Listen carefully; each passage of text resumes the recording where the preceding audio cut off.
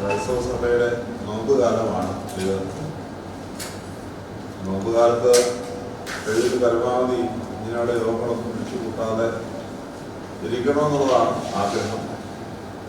അങ്ങനെയാണ് ഞങ്ങളെ പഠിപ്പിച്ചിരിക്കുന്നത്.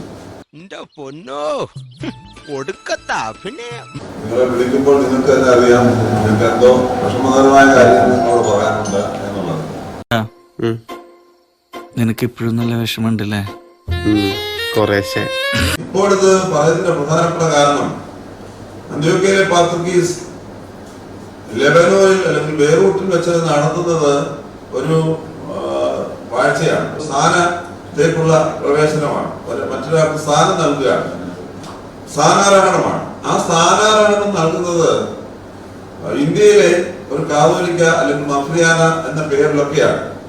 അതിനകത്ത് വിരോധമൊന്നുമില്ല. അന്ത്യോക്യ പാത്രിക്കീസിന് തനിക്ക് ഇഷ്ടമുള്ള ആരെങ്കിലും വിളിച്ച് അങ്ങനെ കൊടുത്തതിന് വിരോധമൊന്നും ഞങ്ങൾക്കാർക്കുമില്ല. എന്നാൽ മലങ്കര സഭയുടെ സഭയിൽ അതിന്റെ അടിസ്ഥാന പ്രമാണങ്ങളെ വെട്ടിമുറിച്ചുകൊണ്ട് ഒരു വിദേശ പൗരനായ അന്ത്യോക്യ പാത്രിക്കീസ് കാട്ടിക്കൂട്ടുന്ന പ്രവണതകളെ വളരെ കൈയടിച്ച് പ്രോത്സാഹിപ്പിക്കുകയാണ് കേരള സർക്കാർ ചെയ്യുന്നത്.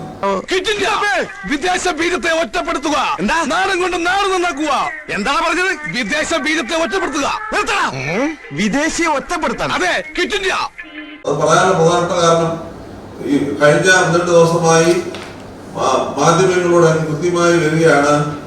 കേരളത്തിന്റെ നിയമമന്ത്രി ഉൾപ്പെടെയുള്ള ചില അംഗങ്ങൾ 7 പേര് MLA-മാരും മറ്റു രാഷ്ട്രീയ പാർട്ടികളുടെ നേതാക്കന്മാരും എല്ലാം കൂടെ ചേർന്ന് സർക്കാരിന്റെ ചെലവിൽ, പൊതുജനത്തിന്റെ കഷ്ടപ്പെട്ട കൊടുക്കുന്ന പണത്തിന്റെ ചെലവിൽ ലെബനോനിൽ പോയി ഈ സമാധാന ഭരണം ഉണ്ടാക്കുന്നതിന് കൂട്ടുപിടിക്കുന്ന ഒരു കാഴ്ച. നേരത്തെ പാത്രിയാർക്കീസ് ബാബയുടെ കാലം ചെയ്ത ഘട്ടത്തിലും ഒഫീഷ്യൽ ഡെലിഗേഷൻ അങ്ങോട്ട് പോയിട്ടുണ്ട്. 2014 മറ്റും MLA-മാർ ഉൾപ്പെടുന്ന മന്ത്രിതല സംഘം പോയിട്ടുണ്ട്. അതിന് സമാനമായിട്ടാണ് ഇത്തവണയും പോകുന്നത്.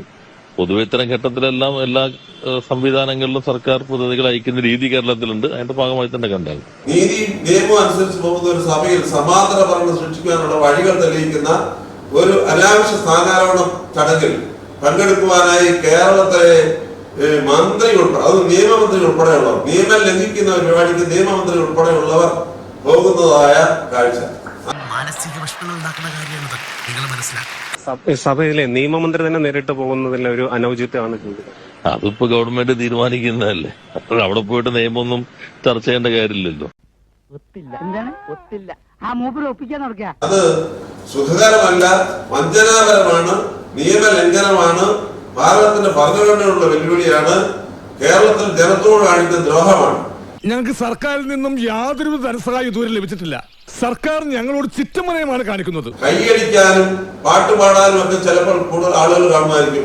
വോട്ട് നൽകുവാനും ചിലപ്പോൾ ചില ആളുകൾ കാണുമായിരിക്കും. നിയമം തെറ്റിക്കുന്നവരെ കൂട്ടുപിടിച്ചാൽ ഞങ്ങൾക്ക് വോട്ട് കിട്ടുമെന്ന ഒരു ധാരണയാണ്, അതോ വേറെ എന്തെങ്കിലും കാരണമാണോ അതിന് പിന്നിലുള്ളത് എന്ന് തിരിച്ചറിയാനായിട്ട് ഒക്കുന്നില്ല. എന്തായാലും അങ്ങനെയൊക്കെയാണ് ധാരണയെങ്കിൽ നിയമം അനുസരിച്ചും നിയമം ലംഘിക്കാതെ മുന്നോട്ട് പോകുന്നതായ സമൂഹങ്ങൾ ഇവിടെയുണ്ട്.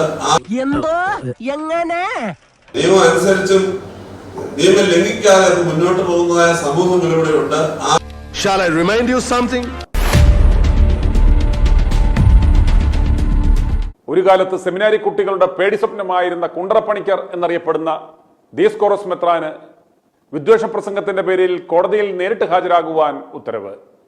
ഇത് ആദ്യമായാണ് ഒരു കൂതാശപ്പണിക്കാരനോട് നേരിട്ട് കോടതിയിൽ വന്ന് വിശദീകരണം നൽകുവാൻ ആവശ്യപ്പെടുന്നത്. അവര് ഇത് മനസ്സിലാക്കണം. കേരളത്തിലെ പാവപ്പെട്ടവരെ പണമെടുത്ത് അനാവശ്യമായി ചെലവഴിക്കുന്ന രീതികൾ കേരളത്തിൽ ഇപ്പോൾ പലതരത്തിൽ നിലനിൽക്കുന്നു എന്നത് സങ്കടകരമായ ഒരവസ്ഥയാണ്.